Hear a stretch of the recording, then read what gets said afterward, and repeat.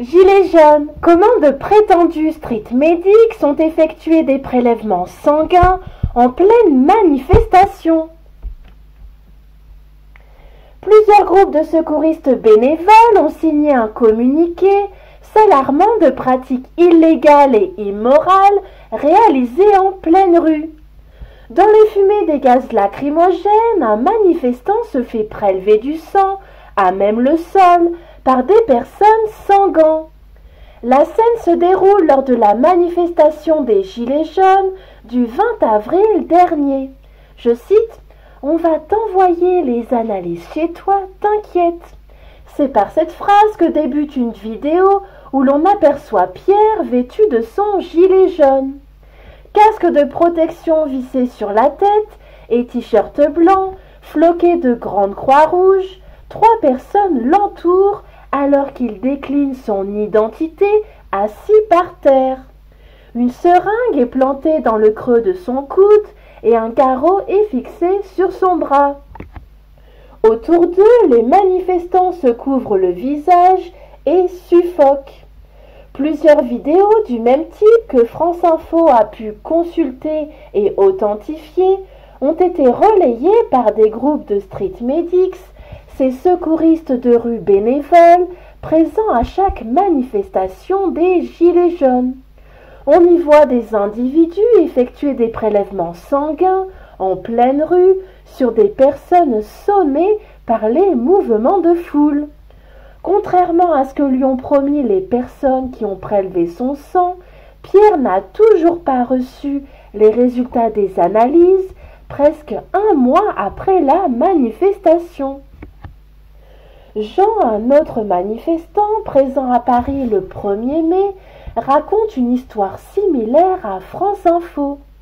Alors qu'il se baisse pour trouver de l'air après un premier jet de gaz lacrymogène, non loin de la place d'Italie, un nouveau palais vient exploser à ses pieds. Il inhale tout le gaz avant d'être extrait du cortège par ses amis. Ces derniers appellent ce qu'ils pensent être des street medics.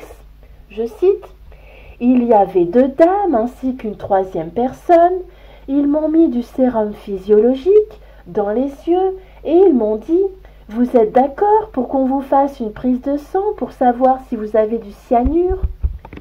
Jean raconte qu'ils lui reposeront la question 3 à 4 fois avant qu'il ne finisse par donner son consentement par écrit. Les 3 prétendus secouristes interdisent à Jean et à ses amis de filmer la scène et partent sans lui laisser de moyens de les contacter.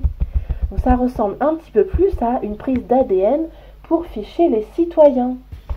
10 minutes plus tard, ils croisent 2 street medics et leur racontent qu'un de leurs collègues lui a fait une prise de sang. Ils m'ont expliqué, je cite, qu'on ne fait pas une prise de sang au milieu d'un nuage de gaz, dehors dans une rue, se souvient-il. C'est également un street medic qui a alerté Pierre sur les dangers d'un tel prélèvement dans la rue après avoir vu circuler sur les pages de secouristes une vidéo du 20 avril où on le voit décliner son identité. Je le cite « Je n'ai même pas fait attention, je devais être dans le coltard après qu'on ait été gazé et nassé. Tout est allé très vite. » Dès le vendredi 3 mai 2019, la page Facebook Coordination Premier Secours, qui regroupe plusieurs collectifs de street medics, lance une première alerte. Nous ne sommes pas là, je cite, pour faire des gestes longs, sauf en cas de défaillance vitale. Seule la prise en charge, la sécurisation et l'évacuation des victimes nous concernent, précisent ces secouristes de rue dans leur communiqué. Selon un membre de la coordination Premier Secours, contacté par France Info, ces pratiques auraient lieu depuis plusieurs semaines à Paris et à Lyon notamment. Ces secouristes estiment que des prélèvements ont été effectués par a priori plus d'une dizaine d'individus dès les manifestations du 16 mars 2019. Confrontés récemment à des membres de la coordination Premier Secours dans un cortège, les prétendus street medics auraient retiré leur t-shirt avant de prendre la fuite.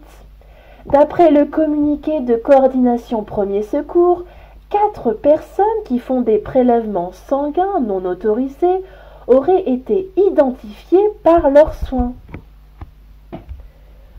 L'une de ces personnes est généraliste enregistrée à Cayenne, à Guyane. Contacté, le Conseil national de l'ordre des médecins ne voit a priori aucun obstacle légal à la réalisation d'un tel prélèvement si une personne consent à un prélèvement biologique pour des motifs qu'elle connaît et que ce prélèvement est effectué par un professionnel qualifié pour le faire. Ce n'est pas l'avis de Christophe Prudhomme, porte-parole de l'Association des médecins urgentistes, face à ces vidéos montrant des actes effectués sans gants, en pleine rue, au milieu des gaz et de l'agitation.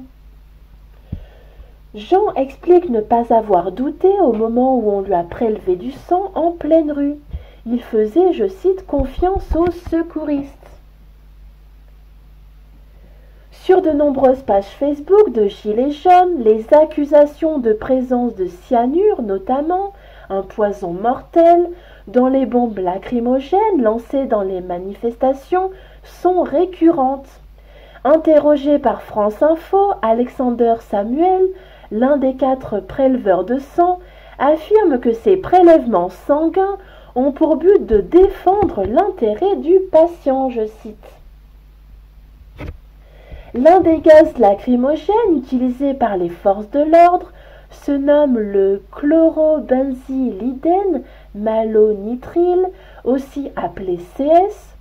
Une fois absorbé, si on étudie le devenir de la molécule dans l'organisme humain, une partie du CS, le malonitrile, se transforme en ion cyanure dans l'organisme. Pour démontrer que le taux de cyanure des manifestants est monté à cause des lacrymogènes lancés par les forces de l'ordre, les 3 médecins et le docteur en biologie se sont procurés des tests qu'ils utilisent juste après leur prélèvement. Leur utilisation est simple. Une petite quantité de sang mélangée à une solution et à de l'eau est déposée sur une bande qui vire au violet quand le test au cyanure est positif. Faut-il en conclure que les personnes concernées ont été intoxiquées par les gaz lacrymogènes inhalés? Pour disposer d'un maximum de résultats, ces prétendus secouristes affirment que le sang prélevé sur les manifestants a également été envoyé en laboratoire pour réaliser des dosages en thiocyanate, des composants dérivés du cyanure que l'on retrouve dans le sang et dans les urines. Le praticien du centre antipoison de Lyon met en avant un risque sanitaire autre que le cyanure et qui devrait davantage interpeller les manifestants. L'exposition chronique aux gaz lacrymogènes, tous les samedis et pendant plusieurs heures, peut provoquer des maladies respiratoires comme l'asthme et les bronchites à répétition. Leurs bronches sont très irritées et vont à peine avoir le temps de guérir avant d'être de nouveau exposées au gaz, conclut-il.